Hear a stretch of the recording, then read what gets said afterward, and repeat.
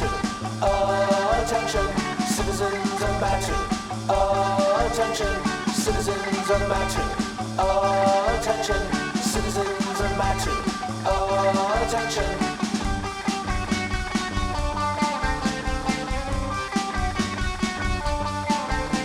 Citizens of matter. Attention.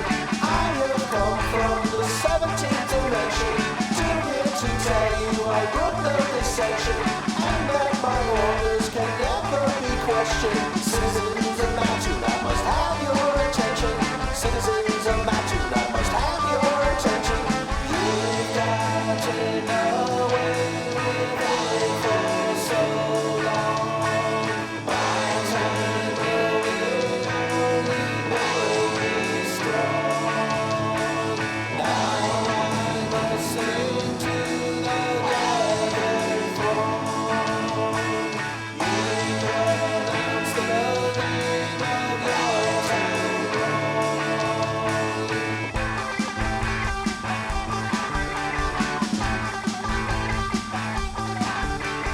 Citizens of matter, attention. Citizens of matter, attention. Citizens of matter, attention. Citizens of matter, attention.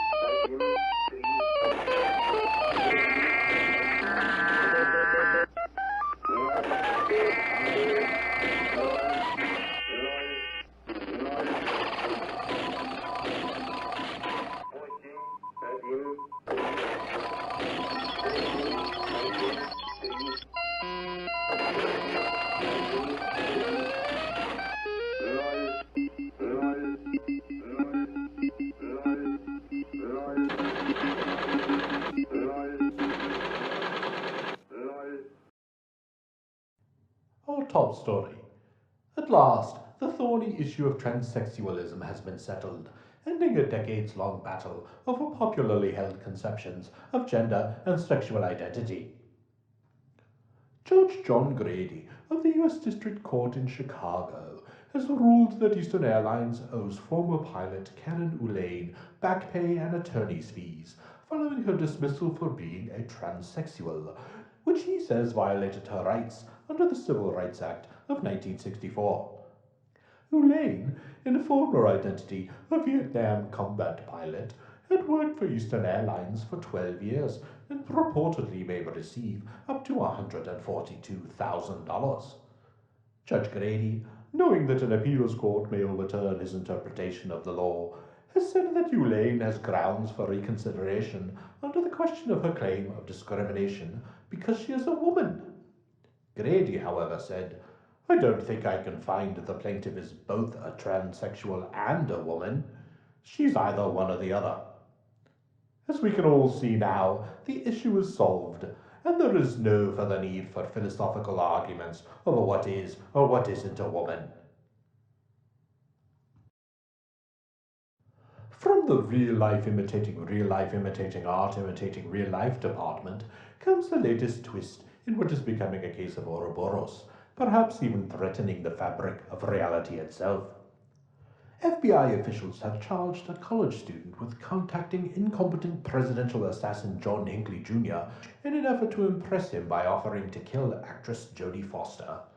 Hinckley, as you will recall, attempted to prematurely retire Ronald Reagan in an effort to impress actress Jodie Foster, which was inspired by the movie Taxi Driver, in which Travis Bickle, played by Robert De Niro, attempted to kill a presidential candidate in an effort to impress actress Betsy, played by Sybil Shepherd, which was in turn inspired by Arthur Bremer attempting to assassinate presidential candidate George Wallace in an effort to, oh God, I'm going to die of old age before I get to the end of this sentence.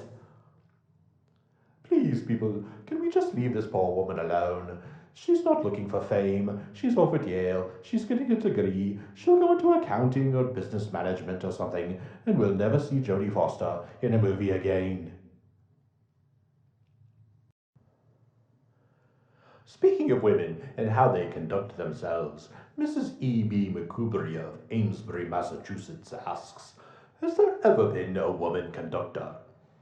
And while Walter Scott answers the questions with several fine examples, I would like to submit a few of my own.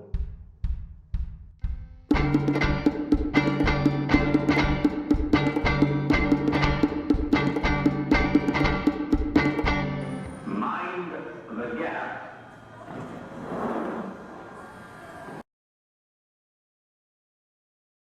Due to recent controversies over the bowl selection process, NCAA football officials are considering establishing a Division I playoff system. Said a spokesman, we thought the best way to end the argument over which team was the actual national champion would be to create a system whereby fans could have 8 more arguments about which teams deserve to make the playoffs. Officials are expected to knock out all the details in a weekend and implement the system as early as never. Ha! Never, I say. Who's going to give up all that sweet, sweet bowl money? What will Danny Kaye do? Thousands of letters and phone calls have been received from angry conservatives all over the world, demanding Illinois officials halt production of a porno movie depicting the love life of Jesus Christ. The problem is, this film is not currently being produced, is not about to be produced, and as far as anybody can tell, does not even exist.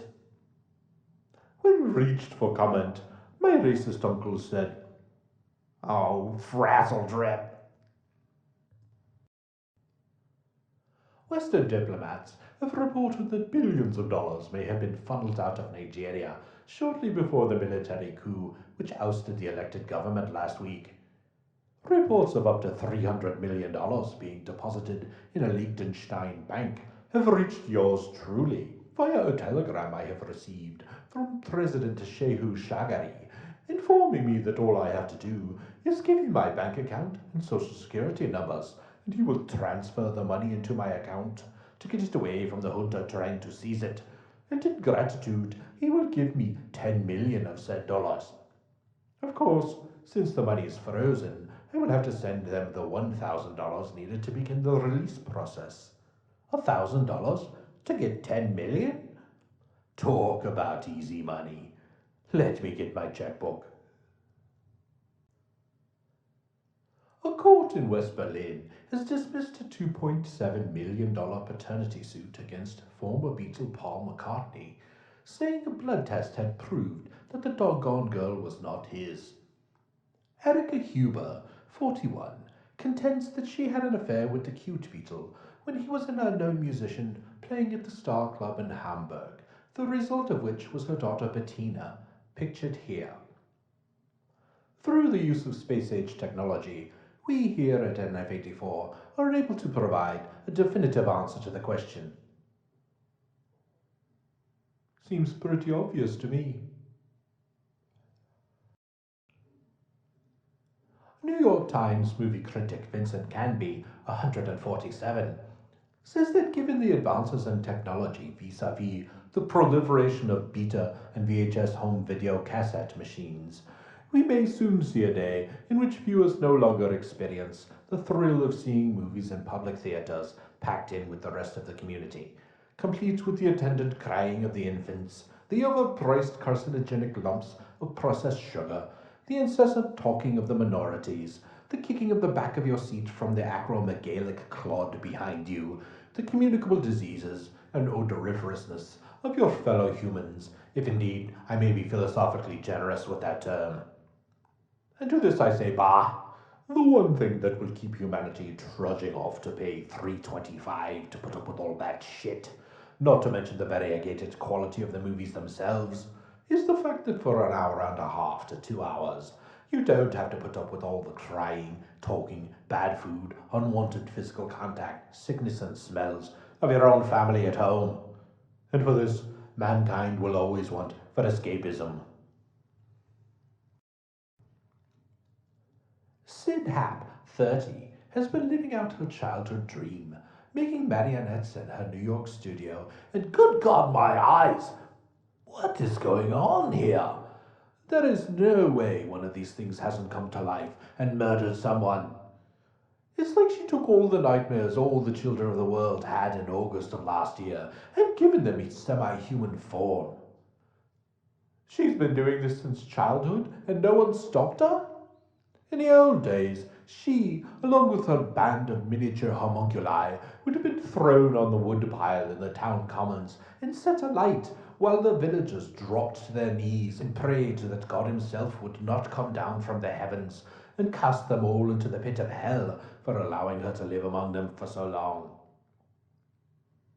Was that Jean Shalit? No, it's Leroy Neiman. Look, that makes it any better. I need new eyeballs. Quick, bring me the next story. You know, I must say, the Journal Gazette is putting on a clinic of Tell Me a Little Something About Yourself in their editorials this week. Clash with police? Would definitely go see. I wonder who's opening. Oh, rub it in, why don't you, old man?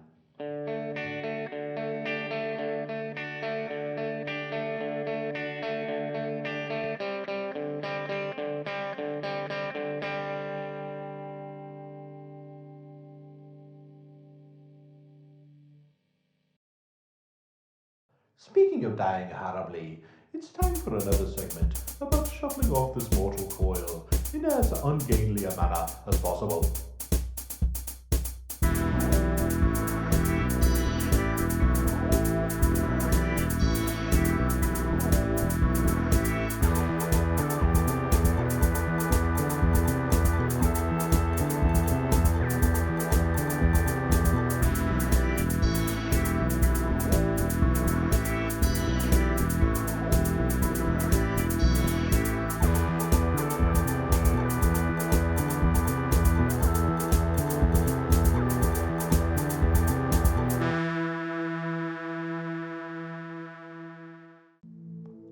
Thomas Farrell of Crestwood was last seen leaving an office Christmas party on December 16th. Rosemont police searched the Des Plaines River for 3 weeks, but were unable to find any clues beyond a glove and shoe marks in the muddy banks.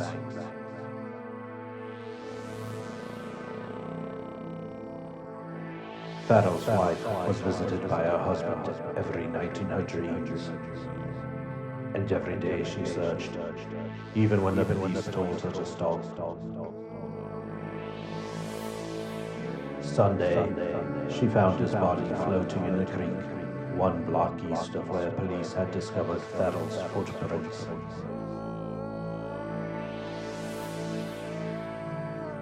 Police theorized the body had sunk, and due to the low temperatures in the area, had remained trapped under ice until the recent break in the weather.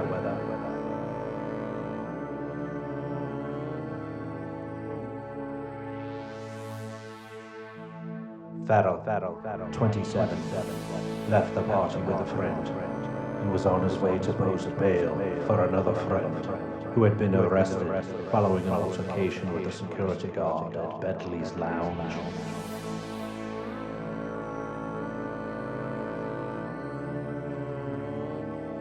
Before leaving the parking lot, Farrell told his friend he was going over to the creek to relieve himself.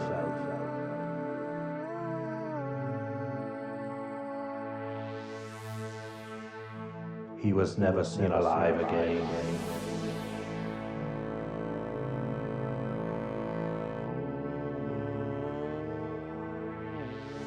Mrs. Farrell is pregnant with their first child.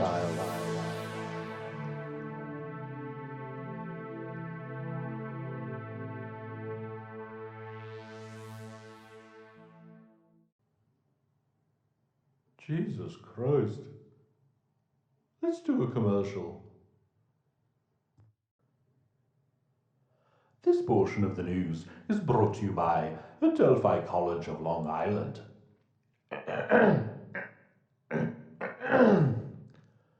Would you say your personal life is like a 9, but your professional life is like a 2? Do you feel like just another cog in the machine? Do you find yourself getting bored, even in Las Vegas? Have you recently lost a lover and a best friend? If so, Adelphi College of Long Island may be for you.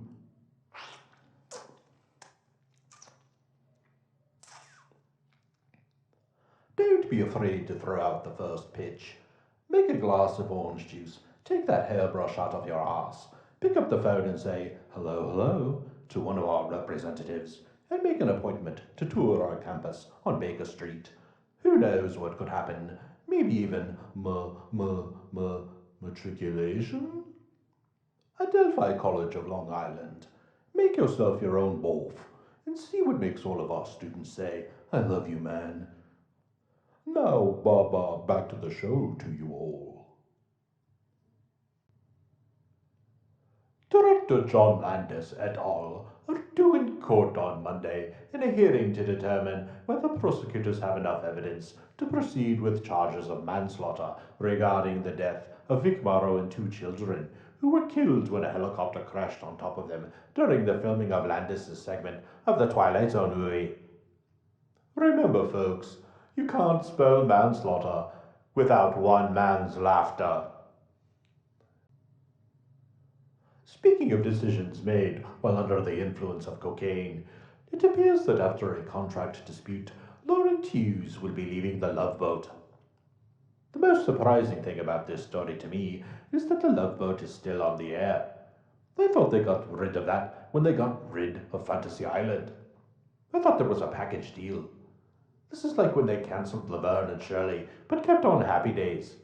I was so confused.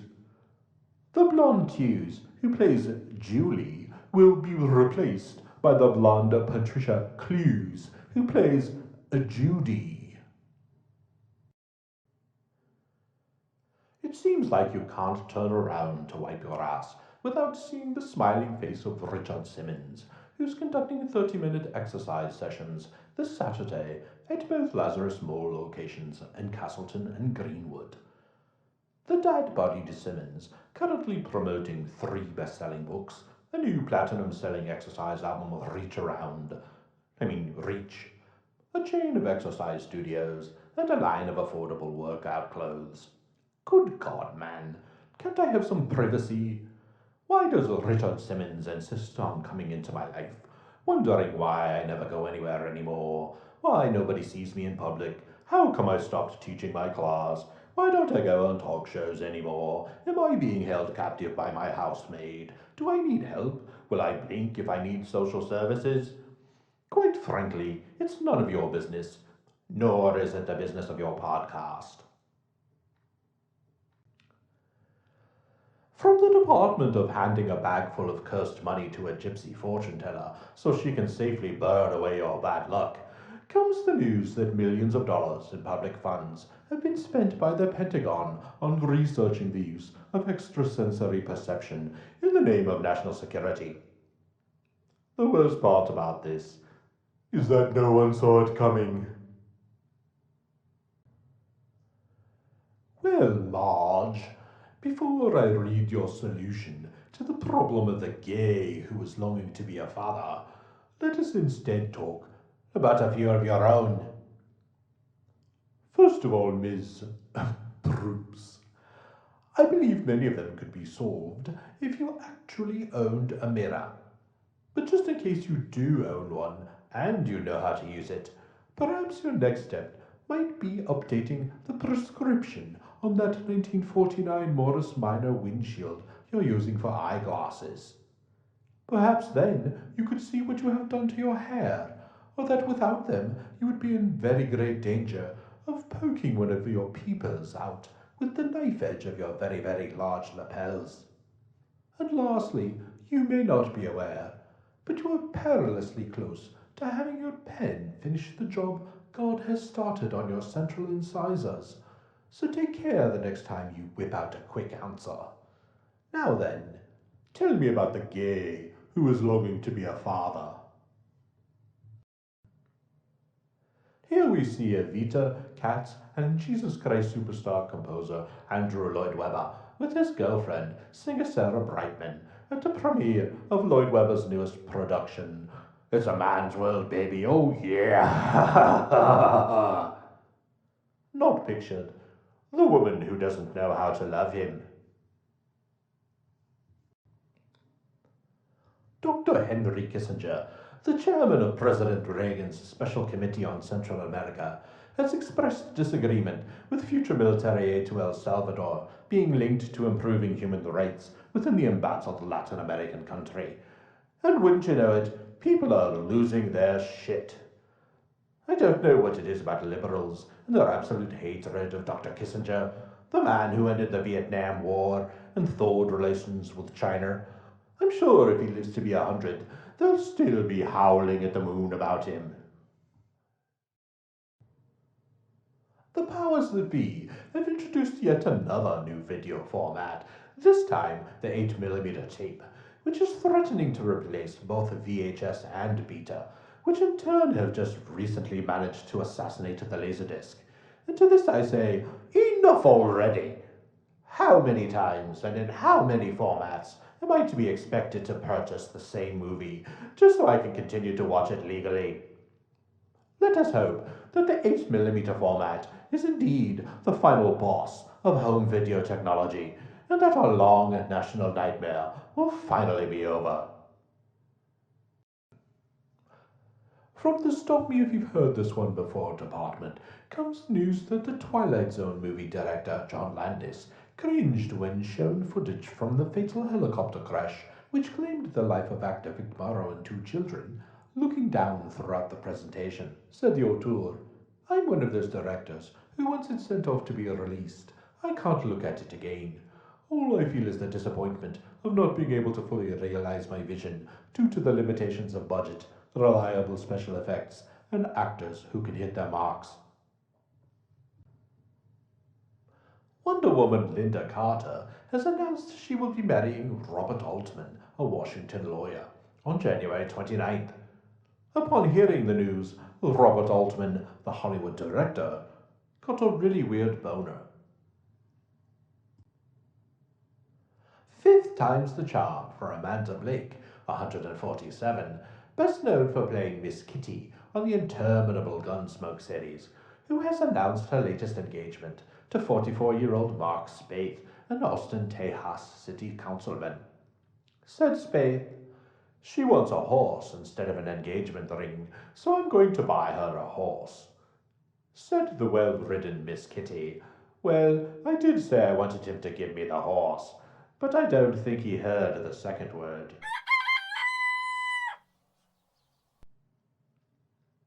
White House spokesman Larry Speaks revealed Monday that when it comes to El Salvador, President Reagan is open-minded about aid. Funny how just one little letter can change that open mind to a closed one. BBC have revealed the new look for the new Doctor Who, as Colin Baker debuted his new costume this week. And well, that's what you're going with,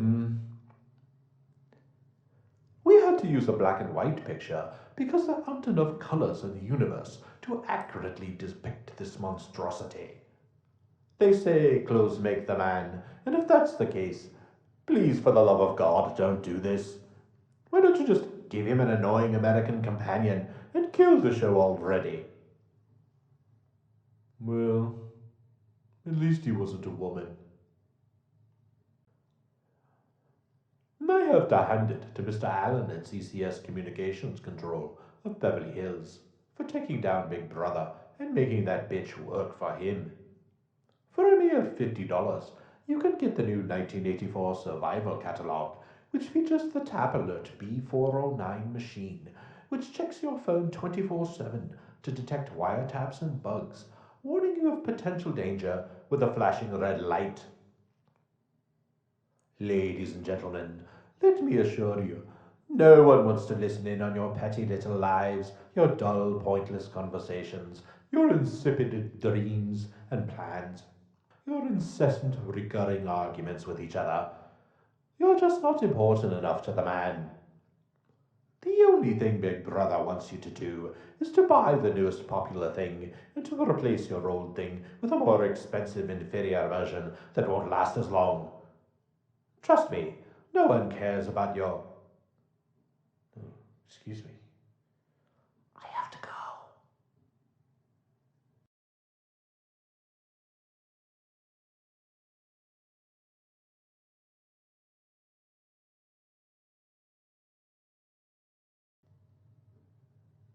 Chicago Health Commissioner Dr. K.T. Reddy has revealed that area cases of the gay cancer, recently rebranded as the more consumer-friendly AIDS, have doubled in the last year, but that incidents of panic have subsided.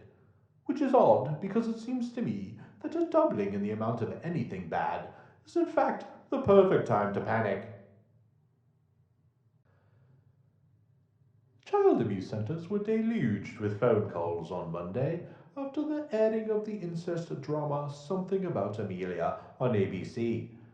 The TV movie starring hunk of wood Ted Danson, lately seen pretending to lust after stickly blonde Shelley Long on NBC's Cheers, resulted in at least 300 phone calls to advocacy groups in New York and New Jersey, with an additional 140 to Connecticut. It seems to me that if we are to finally eliminate the scourge of incest, we must finally eliminate the scourge of Ted Danson movies. No Ted Danson movies, no phone calls, ergo, no incest. Well, no, but I do appreciate your honesty, madam. In the latest example of pigs on parade, the FBI has announced that it has conducted a raid on a New Jersey warehouse and seized thousands of counterfeit Cabbage Patch dolls. Yes, you heard that right. Government workers have spent hundreds of thousands of dollars in salary and equipment to keep the streets safe from the scourge of knockoff Cabbage Patch Kids, who would no doubt be infiltrating the homes of innocent American children, corrupting them with their foreign ways and turning them into communists. It seems to me this is a job more suited for the INS, but what do I know? I'm just a poor slob who has nothing better to do than to put a red X on all the fugitives the FBI has apprehended from the top 10 list which was installed in the Mattoon City Police Department headquarters last January. There. Way to go, Alphabet Boys. It seems like the election year just started, and already we have a clear frontrunner for the Lois Lane headline I had in my back pocket since this whole thing started award. Thomas Ottenad, with his too clever by a half reference to a recent popular movie / play on words, epic headline, Glenn showing the wrong stuff, experts say. It's going to be a long election season, and I can honestly say, I hope this is the winner. James Bovinglow, pictured here, was sentenced to life in prison on Thursday for the stabbing and beating death of a St. Charles art dealer last March. I know it's easy to be a Monday morning lawyer, but if I had been representing Mr. Bovinglow, I would have suggested maybe having a shave and a haircut. And if that went well, I would also recommend cutting down on the demonic glaring. As a public service announcement, I must make known the deceptive advertising coupons being distributed by the Burger King on Charleston. First of all, while you can make your own banana split, you are restricted to materials actually on the counter. They will not allow outside ingredients. Secondly, you can indeed get 2 Hooters for $2.50, but they don't tell you that the Hooters in question belong to co-owner Betty Hoots. And let me just say, Mrs. Hoots has been on the warming tray a bit too long. In yet another dog bites man story, yet another flying Wallender has fallen to his death. I would just like to say to the remaining Wallenders, you cannot in fact actually fly, and quite frankly, your act is not that entertaining. If you insist upon killing yourselves for our amusement, might I suggest changing your name to the Flaming Wallenders? 88-year-old Helen Sandmeyer of Xenia, Ohio, has lived long enough to finish a book she has been writing for the last 50 years. She has also, unfortunately, lived long enough to read the reviews. It's a 1,300-page book about an old woman's memories of living in a small town in Ohio.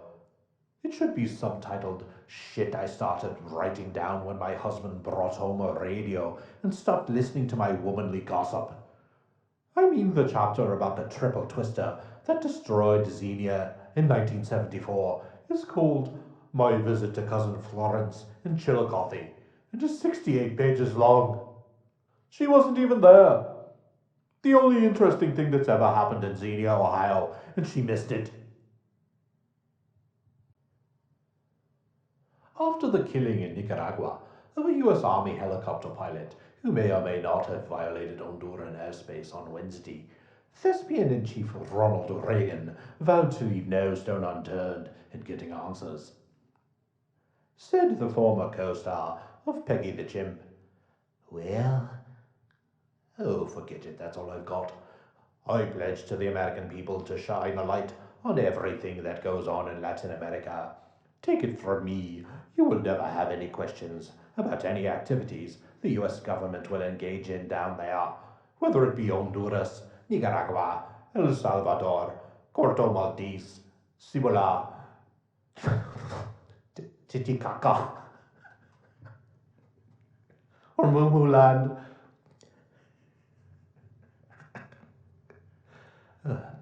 Titicaca. Oh God, I need to break. Please tell me we have a commercial.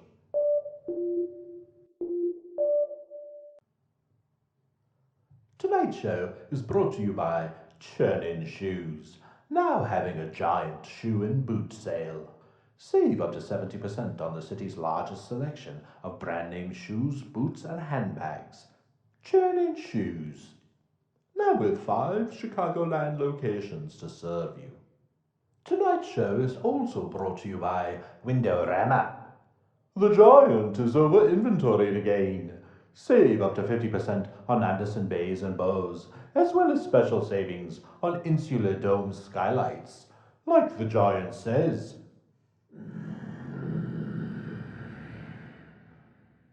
You've got to be fucking kidding. The journey giant?